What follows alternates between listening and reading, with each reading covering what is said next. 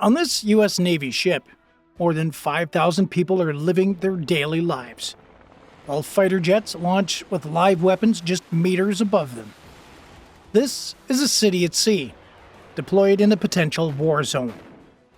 On board the USS Abraham Lincoln, a 100,000-ton nuclear-powered aircraft carrier, people eat breakfast, while missiles are being prepared just a few decks above them. There's a gym, a coffee shop, doctors, dentists, even a small store where sailors grab snacks in between shifts. And at the exact same time, fighter jets are being launched every few minutes, engines at full power, weapons loaded, heading toward a potential conflict zone. This is not a base on land, this is a city at sea. A place where people eat breakfast while missiles are being prepared just a few decks above. Where someone might be watching a movie while outside, jets are taking off into a possible combat mission. And here's the part most people don't realize. This entire ship runs on nuclear power. It doesn't need fuel for decades. It can stay at sea for months, completely cut off from the outside world. Everything it needs is already on board. Food, medical care, weapons, aircraft, more than 5,000 people, all living and working in a controlled high-pressure environment. There are no roads and no way off. No escape. Just ocean in every direction. The flight deck alone is the size of 3 football fields. But it's not just big. It is one of the most dangerous workplaces on Earth. Jet engines scream at full power. Temperatures near the exhaust can exceed 50 degrees Celsius. Visibility can disappear in seconds. One mistake, one wrong step, and it's over. Still, operations never stop. Every single day, everything runs with precision. Because this ship isn't just moving. It's watching, it's tracking, and it's ready. Below deck, thousands of sailors work in tight, controlled spaces. Above them, aircraft are launched within seconds. And deep inside the ship, teams monitor radar systems, tracking every signal, every unknown contact, every possible threat. Nothing is random. Everything is planned. But that doesn't make it safe. Because out here, things can change fast. One unknown aircraft, one unexpected movement, one signal that doesn't belong, and suddenly, this city at sea becomes something else entirely, a battlefield. So what is it like to actually live, work, and operate inside a ship like this every single day? The USS Abraham Lincoln isn't just big. It's massive in a way that's hard to understand until you see it up close. This ship stretches over 330 meters in length. That's longer than 3 football fields lined up end to end. It weighs around 100,000 tons, and yet it moves through the oceans at speeds at over 55 kilometers per hour. But size alone isn't what makes it powerful. It's what's inside. On board, there are more than 5,000 people. That includes the ship's crew and the air wing, pilots, technicians, weapons crews, and support staff. Every single person has a role, and if one part fails, the entire system feels it. This ship is designed to operate completely on its own. At its core are the 2 nuclear reactors. They don't just power the engines, they power everything. Lights, radar systems, workshops, kitchens, even the fresh water supply. Yes, this ship makes its own drinking water right from the ocean. Every day, thousands of meals are prepared. Not hundreds, thousands. The kitchens run almost non-stop, because when you have this many people working around the clock, someone is always eating, always waking up, always starting a shift. And those shifts never stop. Day and night don't really exist here. The ship runs 24 hours a day, divided into rotations. While one group sleeps, another is working. While one team eats, another is launching aircraft. It's a constant cycle. And despite the size, space is limited. Every square meter is used with purpose. Equipment, cables, weapon systems, storage, it's all packed into a controlled structure designed for efficiency, not comfort. Because this isn't a cruise ship, it's a warship. Everything you see, from the runway above to the engines below, is built for one reason: to project power anywhere in the world without needing permission, without needing support. And it can do that for months, alone, at sea. Life below deck on the USS Abraham Lincoln is tight, loud, and controlled. This is where most of the crew lives. No windows, no fresh air, no sense of day or night. Just steel walls, narrow hallways, and the constant sound of machinery. Sailors sleep in small racks, stacked beds, usually 3 high. Each person gets just enough space to lie down. There's a thin mattress, a small curtain for privacy, and a locker for personal items. That's it. You don't get your own room, you share everything. And sometimes you don't even share with the same people for long. Schedules rotate, people come and go. The space stays the same. Privacy is almost zero. But routine keeps everything moving. Most sailors work 12-hour shifts, some even longer, depending on the mission. After that, there's maintenance, training, or drills. Sleep comes in short blocks, and then it starts again, over and over. Meals are one of the few breaks in the day. Thousands of meals are served daily in large mess halls. The food is simple, but it has to be fast. Lines move quickly, you eat and you go, because someone else is waiting. And even when you rest, the ship doesn't. You feel it. The vibration of the engines, the distant roar of jets launching above, the sudden alarms during drills. At any moment, everything can shift from routine to emergency. That's why every sailor is trained for more than just their job. Because if something goes wrong, fire, flooding, damage, everyone responds, no exceptions. Living here means being part of a machine, not just working on it, but becoming part of it. And above everything else, on top of the USS Abraham Lincoln, is the flight deck. This is where things get real. Sailors call it the most dangerous 4.5 acres on Earth. And once you see it, that makes sense instantly. Jets are everywhere. Engines are running, rotors are spinning, fuel lines are connected, weapons are loaded, all happening at the same time in a space packed with people and machines. And it never fully stops. The noise alone is overwhelming. Jet engines scream so loud that without protection you would lose your hearing in seconds. Communication isn't done with voices, it's done with hand signals. Every movement is precise, rehearsed, and understood without words. Because there's no room for confusion. The real power of the USS Abraham Lincoln isn't just the ship itself, it's the aircraft it carries. Because when these aircraft launch from a carrier like this, they bring the reach of an entire military anywhere in the world. It starts with something small. Deep inside the USS Abraham Lincoln, in a dark room filled with screens, a radar operator notices a signal. Unidentified. No flight plan, no response, moving fast. At first, it's just a blip. But out here, that's all it takes. Within seconds, the information is passed up the chain. Officers look at the data, speed, direction, altitude. The track is steady and it's getting closer. No one panics, but everything changes. On the flight deck, crews are already moving. 2 FA-18 Super Hornets are being prepared. Weapons crews move in. Missiles are checked. Fuel lines disconnected. Pilot climbs into the cockpit, running through procedures they've practiced hundreds of times. There's no shouting, no rushing, just speed and precision.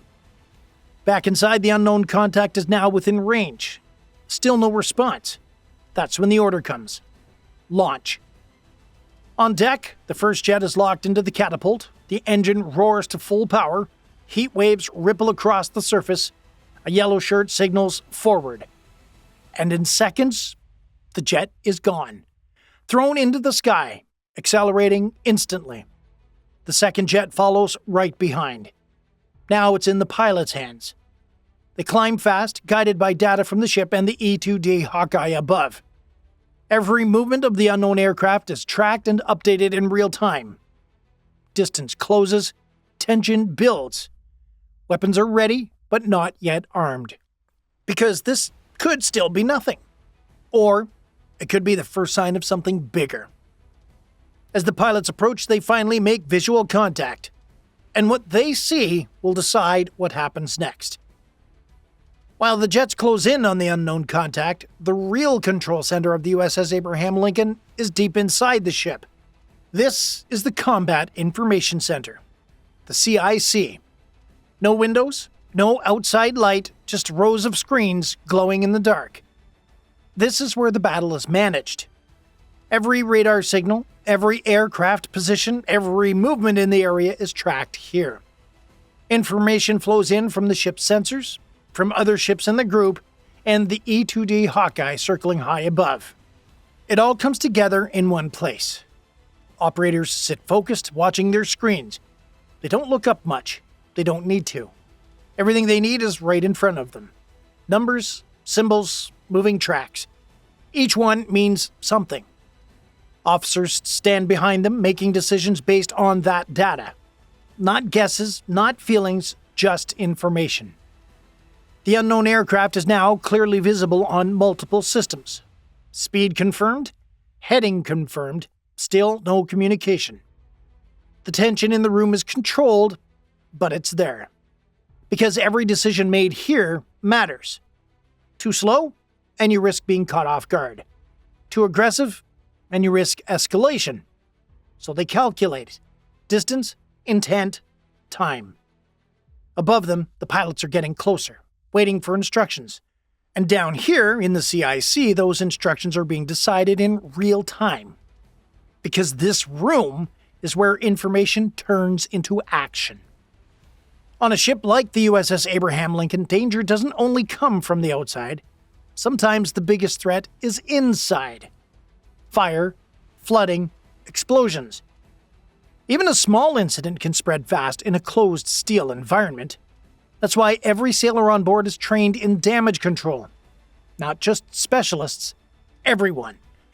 Because when something goes wrong, there's no time to wait. It can start with a spark, a fuel leak, an electrical failure. Within seconds, alarms sound across the ship.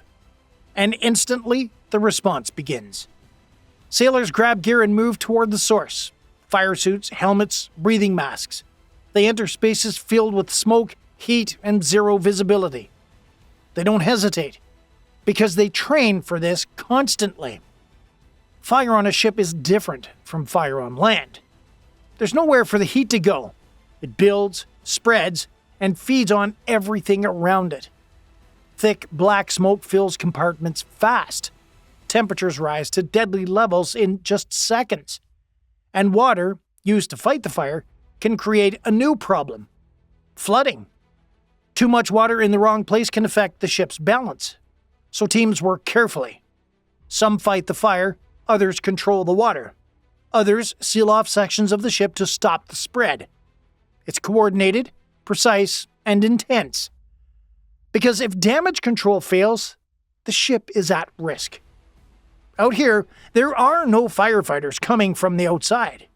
There's no emergency services, just the crew, and their ability to keep the city at sea alive. The situation doesn't end with one unknown aircraft. Because out here, threats rarely come alone. Back in the Combat Information Center of the USS Abraham Lincoln, new data starts coming in.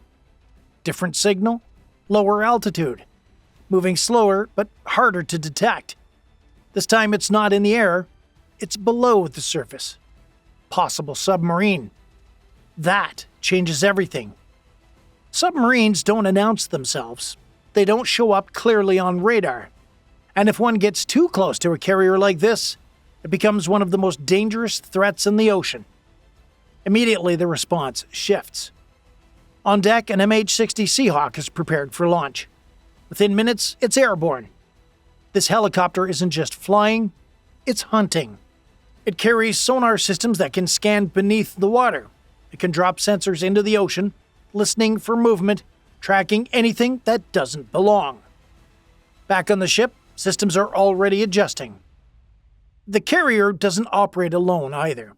It's part of a strike group.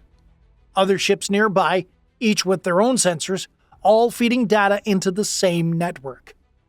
Together, they build a picture of what's happening below the surface. The signal comes and goes. It's weak, unclear, but it's enough to take seriously. Pilots in the air are still monitoring the unknown aircraft from earlier. Now there are two possible threats, above and below, and both require attention. This is where coordination matters. Every move is calculated. Every decision affects something else. Because in a situation like this, you don't get to focus on just one danger. You have to manage all of them at the same time. Moments like this explain why ships like the USS Abraham Lincoln exist. This isn't just a ship.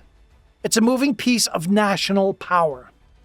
A carrier can operate anywhere in the world without needing permission or to use air bases or land. It brings its own runway, its own aircraft, its own defenses, everything in one place. That changes the game. Instead of waiting for access, it moves into position and starts operating immediately. Air patrols, surveillance, strike missions, all launched from the middle of the ocean. And it doesn't work alone.